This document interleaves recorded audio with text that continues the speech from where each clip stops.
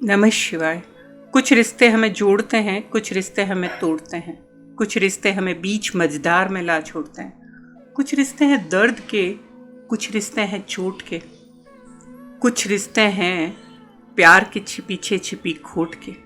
रिश्ता एक ऐसी परिभाषा है जिसमें हम प्यार और अपनेपन को तलाशते हैं, लेकिन कई बार बावजूद इसके इन्हीं रिश्तों में हमें मायूसी, हताशा और पीड़ा मिलती है। आखिर ऐसा क्यों होता है?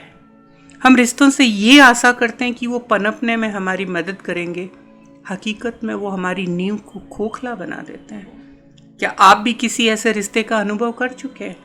तो मेरा ये वीडियो आपको उस दर्द से उबरने में आपकी बहुत हेल्प करेगा। आप अंत तक बने रहिए और कुछ टिप्स को फॉलो करिए, जहाँ पे आप उस दर्द से भी खुद को हील करेंगे और स्पिरिचुअली ग्रो करेंगे।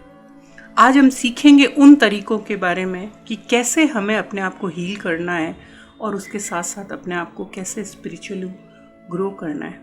हाँ, लेकिन आप ऐसे नहीं सोचें कि ये सब कल करेंगे, परसों करेंगे या कोई और दिन करेंगे। नहीं, आपको आज ही करना है। आप एक पेपर और पेन लीजिए अगर आपका मन हो, और अपने आप को हर स्टेज में ग्रो करने के साथ साथ अपने सेल्फ पार्टनर होकर अपने आप को हील करिए। और एक बार फिर आपसे रिक्वेस्ट है कि आपको आज ही खुद को हील करना है।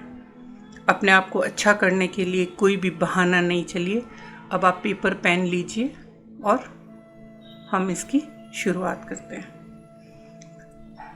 अब आपको कैसे पता चलेगा कि आप रिश्तों में इमोशनली अब्यूज़ हो रहे हैं, आप पे अत्याचार हो रहा है?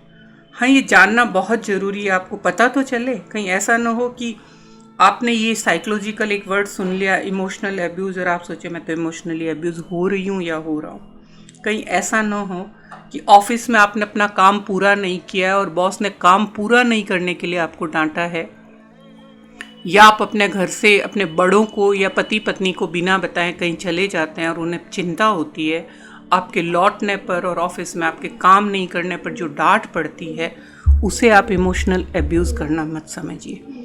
क्योंकि वो आपको डिसिप्लिन में रखना चाहते हैं, घर की मान मर्यादा और ऑफिस की मर्यादा को कंट्रोल करना चाहते हैं, और आपको एक फीडबैक देते हैं कि आप कहाँ गलत है और अपने आप में इम्प्रूवमेंट करें। वो एक इमोशनल अब्यूज़िव का पार्ट नहीं आता है। अगर कोई चीज़ आपकी गलत होती है तो उनका एक अपना तरीका होता है आपको समझाने का। इमोशनल अब्यूज़ के क्या कारण होते हैं, क्या लक्षण होते हैं, इनके बारे में हम बात करेंगे। लक्षण, कई सारी चीज़ें ज़िंदगी में होती रहती है जिनको समझने से पता चलेगा कि आप अब्यूज़ हो रहे हैं या आप किसी को मेंटली अब्यूज़ कर रहे हैं। आप इन सब सारी चीज़ों को देखिए और सोचिए, कहीं आप तो किसी को अब्यूज़ नहीं कर रहे हैं या कोई आपको अब्यूज़ तो नहीं कर रहा है। क्या आपको पता है, जो बंदा या बंदी भावनात्मक शोषण करता है उसके बड़े अनरियलिस्टिक एक्सपेक्टेशन होते हैं आपसे। जैसे आपने बहुत ही मन से खाना बनाया है, लेकिन उनको चाहिए कि वो होटल जैसा स्वादिष्ट सजा हुआ होना चाहिए।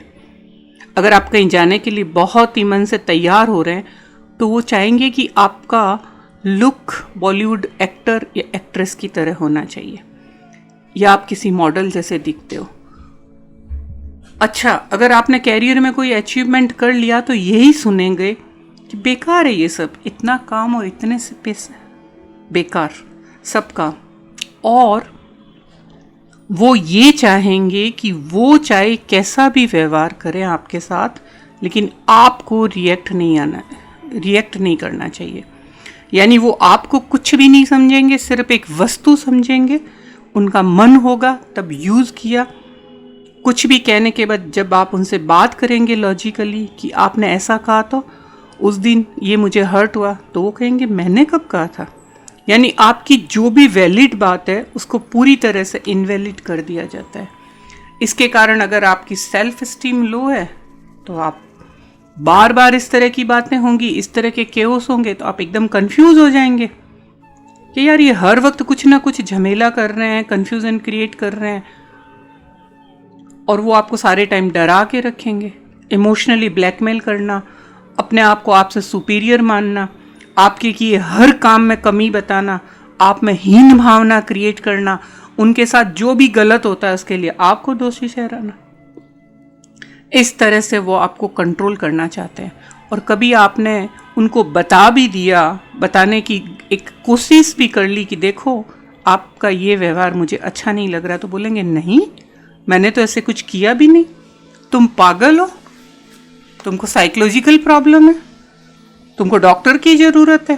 पूरा आपको इमोशनली कंट्रोल कर दिया जाता है।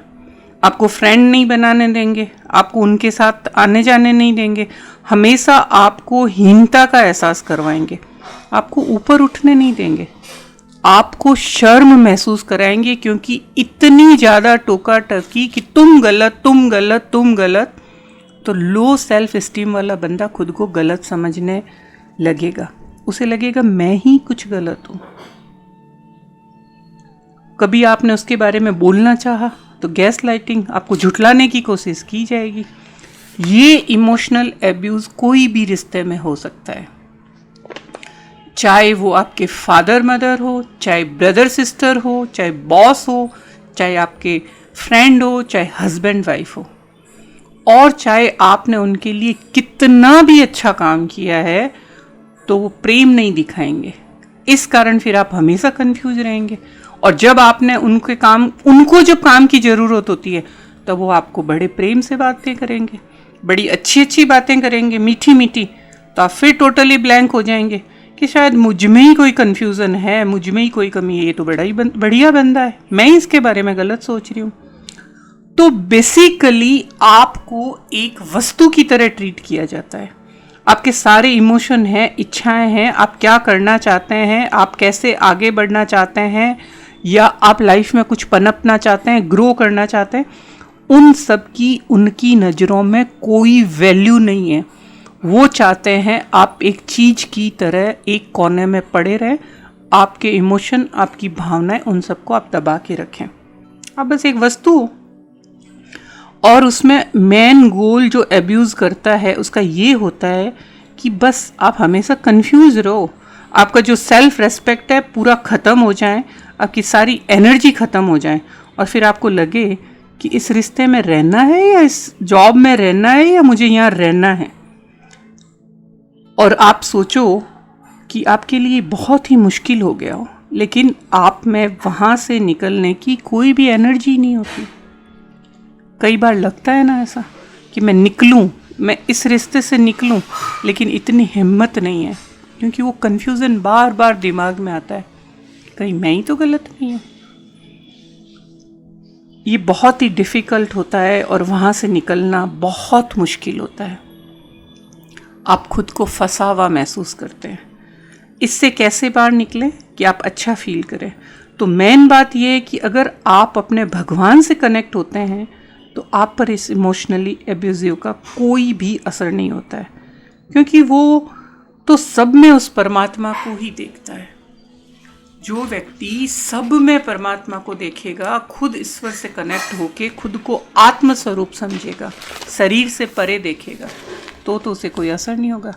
लेकिन आप और हम इतने इनलाइटमेंट तो नहीं है, इतने पहुँचे हुए नहीं हैं कि कलयुग के प्राणी हैं तो संसार में रहते हैं, खुद को आत्मा नहीं समझकर शरीर समझते हैं, और उसी बात पर बहुत सारे कॉम्प्लिकेशन होते हैं।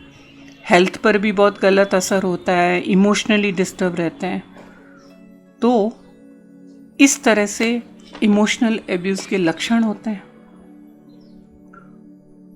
आप पॉइंट पर देखिए कि इसके क्या क्या लक्षण होते हैं, और इस पर हम कल चर्चा करेंगे कि इन लक्षणों से आपको फिज़िकली, मेंटली, स्पिरिचुअली क्या क्या असर पड़ता है। आप मेरे साथ बने रहिए, बाकी चर्चा हम कल करेंगे। Thank you very much.